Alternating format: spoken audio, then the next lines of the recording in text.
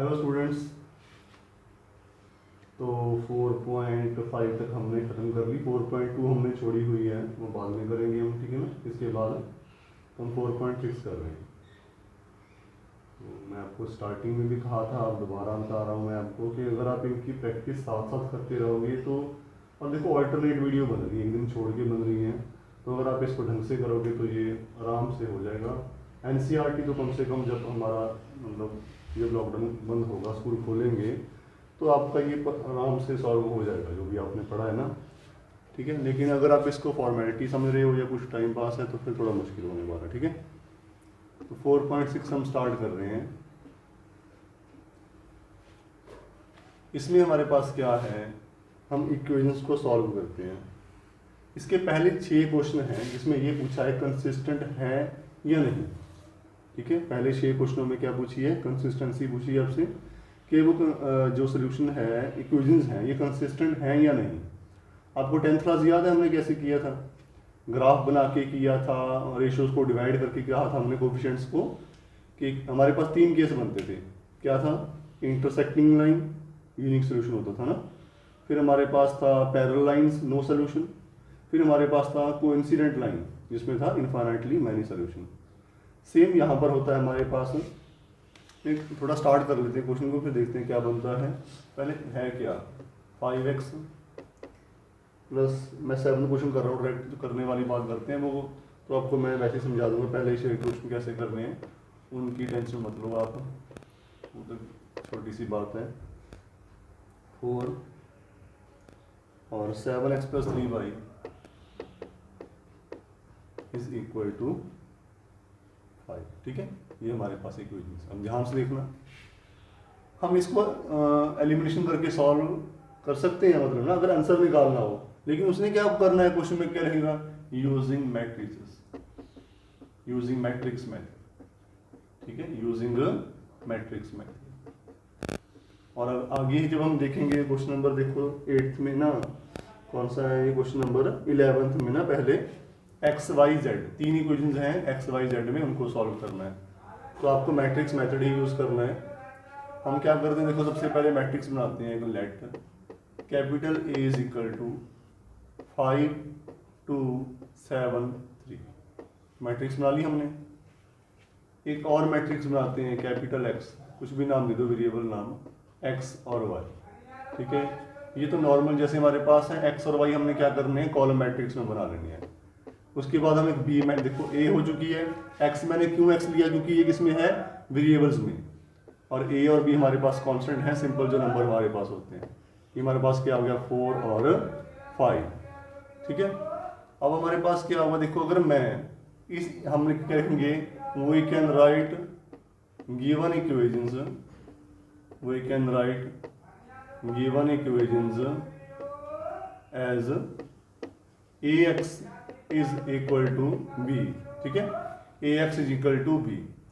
अगर मैं इस मैट्रिक्स को इससे मल्टीप्लाई करूं और इसके बराबर रख दूं, तो जो भी सिस्टम बनेगा, लिख सकते हैं गिवन इक्वेशन और सिस्टम ऑफ इक्वेशन, ठीक है, गिवन सिस्टम ऑफ इक्वेशन, ठीक है, इक्वेशन भी लिख सकते हो।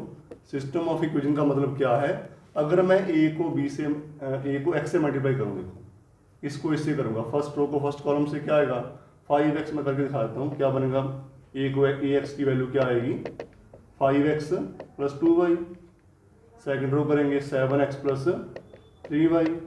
इसको अगर b के बराबर रख दूँ, b क्या है 4 और 5, और दोनों का ऑर्डर क्या है 2/1 है, इक्वेट करूंगा, ये इसके बराबर आएगा, ये इसके बराबर, तो वही तो इक्वेशन हमारे पास है ना। तो कभी भी आपको अगर ऐसा एक्स वाई में दे रखा है तो हमारे पास क्या बन जाए, उसको हम क्या लिख सकते हैं, a x is equal to b.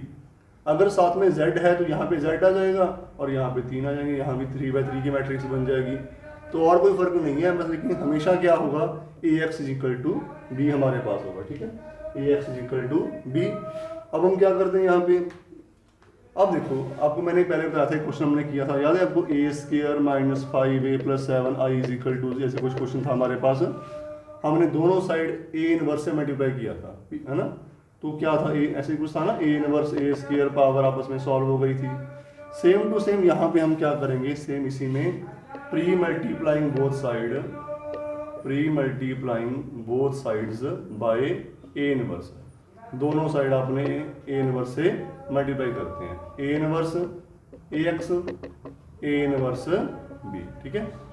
अब ए इनवर्स इंटू ए कितना होता है आई, इसी मैट्रिक्स को उसके इनवर्स से मल्टीप्लाई कर दो लेफ्ट में या राइट में, आंसर दोनों क्या आएगा आई आएगा, और आई क्या है आइडेंटिटी मैट्रिक्स, या 2/2 की तो 2/2 की आएगी, आई आगे चलो मैं लिख देता हूँ ना, is equal to A inverse B, और किसी मैट्रिक्स को आई से करोगे तो मैट्रिक्स सेम रहेगी ना, या आई को किसी मैट्रिक्स से मल्टीप्लाई करें तो वही मैट्रिक्स आंसर आ जाएगा, क्योंकि ये तो 1 होता है ना, यहाँ से हमारे पास क्या आएगा X is equal to A inverse B.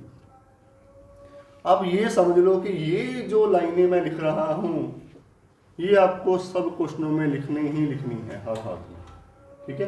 ये जो आपको ये चीज़ें लिख रहा हूँ मैं, चाहे वो 3/3 की आए 2/2 की आए, तो ये आपको लिखना ही लिखना है, ठीक है। तो मैं यहाँ पे बता रहा हूँ सॉल्व कैसे करना है। अब ए इनवर्स की बात करूँ मैं, ठीक है, ए इनवर्स का फार्मूला क्या देखा था हमने, 1/डिटरमिनेंट ए इंटू एडजॉइंट ए, ठीक है। अब एडजॉइंट के लिए क्या करते हैं माइनस पॉइंट, देखो मैं आपको वो कंसिस्टेंट वाला पार्ट इसी के बीच में समझा दूंगा, मैं आपको ये कंसिस्टेंट अलग से नहीं समझा रहा, हम इसको सॉल्व कर रहे हैं, ठीक है। सॉल्व कैसे करना है तो उसी पे पूरा पेपर में यही आता है, कंसिस्टेंट का आपको एक नंबर में आएगा तो वो आपको मैं यहाँ बता भी दूंगा, लेकिन इसको अब मैं कंसिस्टेंट नहीं बता रहा, मैं आपको सोल्यूशन बता रहा हूँ कि हम सॉल्व कैसे करते हैं, ठीक है। ओके, अगर मैं डायरेक्ट कोफैक्टर पे चलता हूँ ना, कोफैक्टर मैट्रिक्स ऑफ ए, अब तो आ गया आपको ना कोफैक्टर मैट्रिक्स ऑफ ए, ठीक है। ओके, इसका कोफैक्टर क्या आएगा 3, और इसका 5, इसका -7, और इसका है ना साइन चेंज कर दिए ना, पॉजिटिव नेगेटिव, ठीक है। नेगेटिव वालों के साइन चेंज कर दिए और उनके कोफैक्टर फाइंड कर दिए माइनर ना साइन चेंज करके, -2। एडजॉइंट क्या आएगा ट्रांसपोज, इसका ट्रांसपोज करेंगे, फर्स्ट रो जो है वो फर्स्ट कॉलम बन जाएगी, सेकंड रो सेकंड कॉलम बन जाएगी। डिटरमिनेंट ए कैसे फाइंड करते थे, इसमें तो सिंपल है ना, this into this minus this into this, हालांकि हम मैट्रिक्स की फर्स्ट रो को कोफैक्टर की फर्स्ट रो से मल्टीप्लाई कर सकते हैं, बट बात वही आएगी, ठीक है। तो 15 - 14 आंसर हमारे पास क्या आ गया 1, तो डिटरमिनेंट क्या आ गया आपका 1 आ गया। अब ए इनवर्स की वैल्यू क्या है 1/डिटरमिनेंट ए इंटू एडजॉइंट ए, अब ये तो 1 ही हो गया, 1 से क्या डिवाइड करना है 1/1 लिखना, लिख दो। एडजॉइंट क्या है आपके 3 - 2 -7 एंड 5, ठीक है, ये आ गया हमारे पास। अब मेरे पास x की वैल्यू क्या थी, ये इंपॉर्टेंट है, लास्ट में वैल्यू यहाँ पुट करेंगे हम, ठीक है। मैं यही कर देता हूँ इसको, मैं यहाँ कर लेता हूँ इसको, ठीक है। तो एंड में क्या कर रहा हूँ फ्रॉम 1, क्या मैं क्या लिख रहा हूँ लास्ट में लिख रहा हूँ, ठीक है। ये सोल्यूशन यहाँ पे कर रहा हूँ मैं, from 1 x is equal to A inverse B. A inverse क्या है 1 से डिवाइड तो क्या करेंगे, अगर मान लो यहाँ कोई और नंबर होता, यहाँ 1 के सिवाय कोई और नंबर होता तो पड़ा रहने दो, 1/4 है 3 है जो भी है पड़ा रहने दो, और ऐसे ही अब यहाँ कुछ है ही नहीं है तो क्यों लिखूँ 1 फिर मैं, ठीक है। तो मैं सिंपल ए की वैल्यू ए इनवर्स की वैल्यू लिख रहा हूँ 3 - 2 -7 एंड 5, इसको b से मल्टीप्लाई, ये हमारे पास क्या है 4 5, मल्टीप्लाई करेंगे तो क्या आएगा हमारे पास फर्स्ट रो फर्स्ट कॉलम 12 - 10, और ऐसे ही -28 + 25, कितना आ गया हमारे पास ये 2 और -3, और ये किसके बराबर है x के बराबर। x हमारे पास क्या है xy है ना, क्या है xy is equal to this, इसका मतलब कंपेयर करें x की वैल्यू क्या आ गई 2, therefore x is equal to 2 और y इज इक्वल टू -3, ठीक है। तो करके देख लिया करो, देखो इसमें तो 2/2 में कर सकते हैं, 10 में 6 माइनस करें 4 आता है, x को ना 14 - 9 कितना आएगा 5 आएगा, तो आपका ये चेक भी हो जाता है, यहाँ से आपको चेक कर सकते हो आप इसमें, ठीक है। क्लियर, दोबारा देखो, इक्वेशंस में से जो कोफिशिएंट उठाए वो एक स्क्वायर ब्रैकेट में रख दिए, 3/3 है, z है तो 3/3 बनेगी, x y है तो 2/2। कैपिटल X मैट्रिक्स ले लो जिसमें x और y जो है उनको कॉलम में लिख दिए, z है तो z आ जाएगा। B मैट्रिक्स ले लो जो कॉन्स्टेंट है राइट में, उनको लिख दिया आपने। उसके बाद ये जो फॉर्मेट है सब में लिखना है क्या, we can write given system of equations as ax equal to b, ठीक है। ax इक्वल टू b आपको शो करके दिखाया था मैंने, दोनों साइड a इनवर्स से मल्टीप्लाई कर दो, a इनवर्स ax i बन गया, और i को किसी करेंगे तो एक्स ही बनेगा, एक्स की वैल्यू ए इनवर्स बी आ गई। फिर ए इनवर्स अलग से फाइंड करते हैं। ए इनवर्स कैसे फाइंड करते हैं हम? उसके लिए पहले आपको क्या फाइंड करना पड़ेगा? कोफैक्टर, कोफैक्टर के बाद एडजॉइंट, फिर डिटर्मिनेंट, उसके बाद ए इनवर्स की वैल्यू, है ना, कर चुके हैं पहले हम ये इनवर्स आपने फिर यहाँ 1 में वैल्यू पुट करेंगे। ए इनवर्स हमारे पास आ गया 4 5 मल्टीप्लाई किया, आंसर आ गया। मान लो यहाँ पे आपके पास 1.2 बचता है ना, 1.3 कुछ भी है पड़ा रहता यहाँ पे, यहाँ भी आता, यहाँ भी आता, तो मैं इन दोनों एलिमेंट्स को 2 से क्या कर देता? डिवाइड कर देता। यहाँ 1.5 था तो 5 से डिवाइड कर देता। ठीक है, करेंगे वो। ठीक है, क्लियर हो गया ये वाला। अब यहीं पर कंसिस्टेंट देखो, ध्यान से सुनो यहाँ पे कि अगर हमारे पास x की वैल्यू ए इनवर्स बी है, ठीक है, 1 अपॉन डिटर्मिनेंट ए, अगर डिटर्मिनेंट ए 0 बन जाए, 1/0 क्या होता है? नॉट डिफाइंड, है ना। 1/0 क्या होता है? Not defined. तो आप आंसर फाइंड कर ही नहीं सकते इसका। समझ गए बात? डिटर्मिनेंट ए आपका नॉन जीरो होना चाहिए। यहाँ डिटर्मिनेंट क्या हमारे पास 1 आया, नॉन जीरो है। तो अब हम कंसिस्टेंट पे चलते हैं। मैं इसको रब कर रहा हूँ, थोड़ा सा इसको ध्यान रखना, लेकिन मैं यहीं से कॉन्सेप्ट यहीं पे रखता हूँ मैं। तो पहले 6 क्वेश्चनों के लिए मैं आपको बता रहा हूँ क्या करना है। आपने पहले 6 क्वेश्चंस के लिए आपने सबसे पहले डिटर्मिनेंट ए चेक करना है।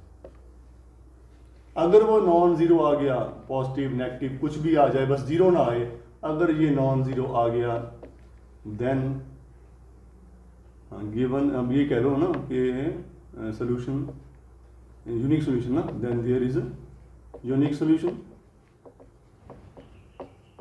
और सिस्टम ऑफ इक्वेशन हमारे पास क्या है? कंसिस्टेंट है। हमारे पास क्या है? कंसिस्टेंट, मतलब सोल्यूशन है इसका, प्योर जो नॉर्मल होता है सोल्यूशन हमारे पास क्या है? कंसिस्टेंट। ओके, अगर 0 आ जाए, अब ध्यान रखना, अगर 0 आ जाए तो क्या करते हैं? सॉल्व तो हम कर सकते हैं, एक्स नहीं फाइंड कर सकते, एक्स वैल्यू फाइंड नहीं कर सकते इस मेथड से। यहां 2 केस अराइज होते हैं।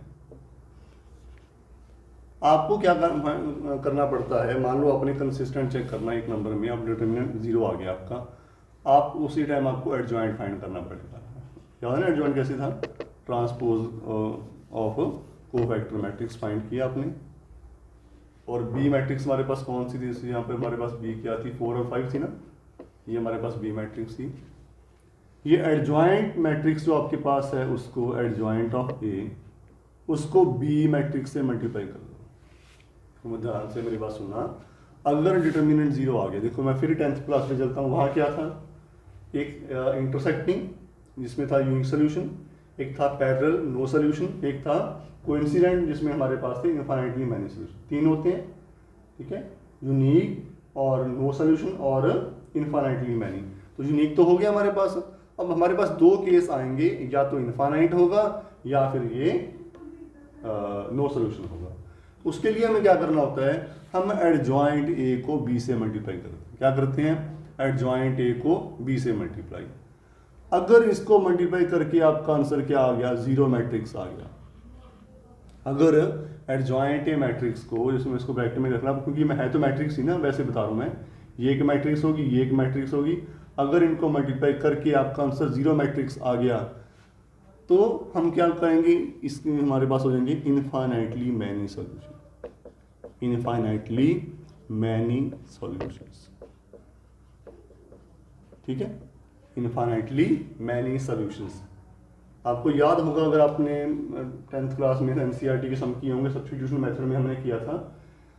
हमारे पास 2 इक्वेशंस थी, हमने एक की वैल्यू दूसरे में पुट की थी। ठीक है, एक्स हमारे पास जैसे खत्म हो गया, वाई में पुट कर दिया, तो आपका वाई और वाई ही कट जाता था, और आंसर हमारा आता था 7 = 7। एक्स और एक्स ही कट जाते थे, ये बराबर आ गए ना आपस में, तो हम कहते थे इनफाइनाइट सोल्यूशन। बट अगर एक्स और एक्स भी कट जाए हमारे पास, वाई और वाई यानी कि वो कट जाए, एलिमिनेशन करते वक्त, कुछ भी करते वक्त सब कट जाए, और कांस्टेंट लास्ट में ऐसा आ जाए 7 = 9, क्या 7 9 के बराबर होता है? नहीं, इसमें हम कह देते हैं नो सोल्यूशन। वैसे हम रेशो से कर लेते थे हम तो उसको ना, A1/A2, अगर वो B1/B2 के बराबर नहीं है तो कैसे करते हैं ना, वो अलग बात थी। यहाँ पर हम क्या करेंगे? एडजॉइंट, क्योंकि ये वाला पार्ट भी अगर आपका 0 बन गया आपका, ठीक है, मल्टीप्लाई करने के, क्योंकि एक्स एक्चुअली एक्स है क्या हमारा? 1 upon determinant A adjoint A into B. अगर ये पूरा पार्ट आपका 0 बन गया तो 0.0 वाला केस बन गया ना हमारे पास, तो इसमें हम क्या कहेंगे, इन्फाइनाइटली मैनी सॉल्यूशंस। ठीक है, हम फाइंड बहुत आंसर उसके हैं, हम इस मेथड से फाइंड नहीं कर सकते। ऐसे ही अगर हम एडजॉइंट ए को बी से मल्टीप्लाई करें, अब देखो 0 का मतलब क्या है कि अगर 2/2 की मैट्रिक्स है तो दोनों एलिमेंट क्या बन जाएंगे, 0। ठीक है, अगर 3/3 के तीनों क्या बन जाएंगे, 0।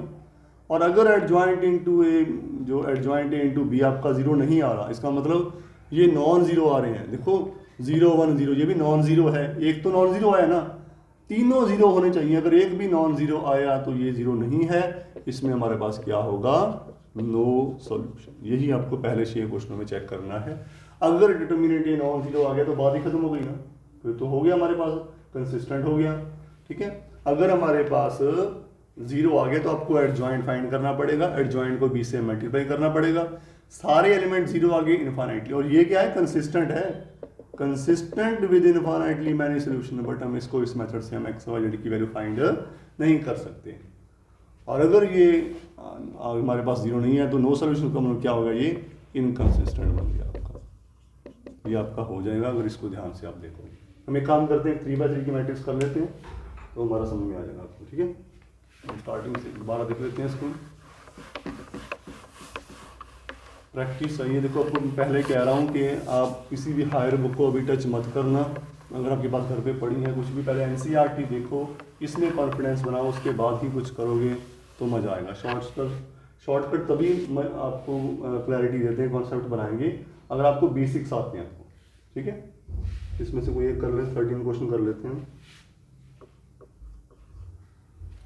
2x + 3y 2x + 3y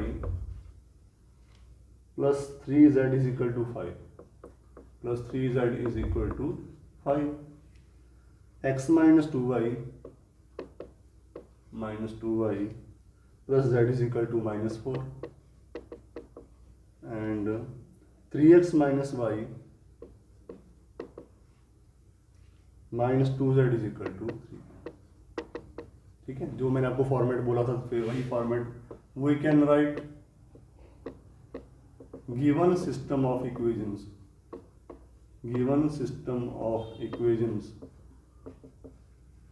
as ax = b where, देखो पहले मैंने ये लिख दिया था, कोई एक ही बात है, छोड़ो परे ना, इसमें मतलब एक ही बात हमारे पास है कि अगर a की वैल्यू हमारे पास क्या है, 2 3 3 1 - 2 1 3 - 1 - 2, और x की वैल्यू x y z और b की वैल्यू 5 - 4 3। ठीक है, ये हो गया। इसके बाद ये लिख दो, पहले इसको एज्यूम करो, उसके बाद इसको लिख दो, एक ही बात है। और यहाँ से pre multiplying both sides bye a inverse into ax = a inverse b, ix = a inverse b, therefore x = a inverse b। ठीक है, इसको नंबर 1 मान लो, लास्ट में यही वैल्यू पुट करनी है अपनी। अब a इनवर्स की बात आई ना, सबसे पहले कोफैक्टर ऑफ ए ना, कोफैक्टर मैट्रिक्स ऑफ, ठीक है, कोफैक्टर मैट्रिक्स ऑफ ए क्या बनेगी, ये नहीं कर लेते हैं। ओके, इसमें ना इसको हाइड किया, 4 + 1 ना 5, साइन भी चेंज कर लेंगे बाद में, और इसमें -2 - 3 -5, और साइन चेंज करना है तो +5, इसमें -1 + 6 5, हाँ सारे 5 बन गए ना। चलो 5, सेकंड की बात करें, -6 + 3 ना, -6 + 3 -3, साइन चेंज कर दिया, +3 बन गया ना, आना था माइनस का प्लस हो गया। ठीक है, ओके, -4 - 9 -13, और इसमें देखिए तो -2 - 9 -11, साइन चेंज कर दिया, +11 ना, याद है ना, ऐसे साइन चेंज करते हैं इन चारों के ना। ओके, 3 3 + 6 9, 2 - 3 -1 साइन चेंज कर दिया, -4 -3 -7, ठीक है। ये हमारे पास कोफैक्टर मैट्रिक्स आ गई। तो एडजॉइंट क्या आएगा, इसका ट्रांसपोज 5 3 9, 5 - 13 1, 5 11 -7, ठीक। डिटरमिनेंट क्या आएगा, मैट्रिक्स की फर्स्ट रो को कोफैक्टर की फर्स्ट रो से multiply without changing any sign. 2 × 5 10, 3 × 5 15, 3 × 5 15, 30 40 आ गया। तो ए इनवर्स की value 1 determinant A into adjoint A, 1/40 5 3 9, 5 - 13 1, 5 11 -7। From 1 x = a inverse b। इसका मतलब a इनवर्स क्या है, 1/40 5 3 9, 5 - 13 1, 5 11 -7, और इसको b से मल्टीप्लाई। b हमारे पास क्या है, 5 - 4 3, ठीक है। ये लिखा जाए 1/40 मल्टीप्लाई करें 25 - 12 + 36, ठीक है। 25 + 52 + 3, और 25 - 44 - 21, ठीक है। यहाँ कर लें इसको एंड में ना, ठीक है। क्या बन रहा है, देखो ये जब मल्टीप्लाई किया 1/40 बाहर पड़ा है, लेफ्ट में हमारे पास x, चलो x ही लिख देते हैं उसको ना। इधर हमारे पास क्या आ रहा है, कितने हो गए हमारे पास, ये 25 में से 12 गए, 13 49, कुछ गड़बड़ हो गई है ना, 25 और 12 और 27 आएगा, क्या गलत, 27 है ना। मतलब ब्यूटी है सम की, अब 40 से नहीं डिवाइड हो रहा, कुछ ना कुछ प्रॉब्लम लगती है, ट्राई कर लो, हो सकता है फ्रैक्शन में आ जाए, बट ट्राई तो कर लेते ना। तो कितना बन गया, 13 + 27 40। ब्यूटी होती है मैथमेटिक्स में। और इसके बाद 55 और 20 कितना बन गया, 80, और 20 ये कितना बन गया, 65, माइनस किया तो -40, है ना, -4 ठीक है, -40, ठीक है। अब सबको 40 से डिवाइड कर दो, इसको 40 से, सबको 40 से डिवाइड करना है, 1 2 -1। देखो ब्यूटी तो वैसे ही आ रही है आपको, है ना, तो ऑब्वियसली आंसर सही ही आपका, मतलब ना, फिर भी फ्रैक्शन में आए तो देख लेते हैं। अब x हमारे पास क्या था, हमने क्या माना था x को, x y z। तो कंपेयर करें, x की वैल्यू 1, y की वैल्यू 2, z की वैल्यू -1, ठीक है। तो आई होप कि आप पहले 15 क्वेश्चन, 6 तो है ही नहीं कुछ, 15 में से 6 तो आपको बता ही चुका हूँ, तो चाहे और भी कर लेना इसको आप। तो 15 में से 9 क्वेश्चन, 9 में से करा चुका हूँ, 8 उसमें से कुछ 2x2 के हो जाएंगे, ठीक है। ये 15 क्वेश्चन जल्दी जल्दी करेंगे, ठीक है। शाबाश, ऑल द बेस्ट।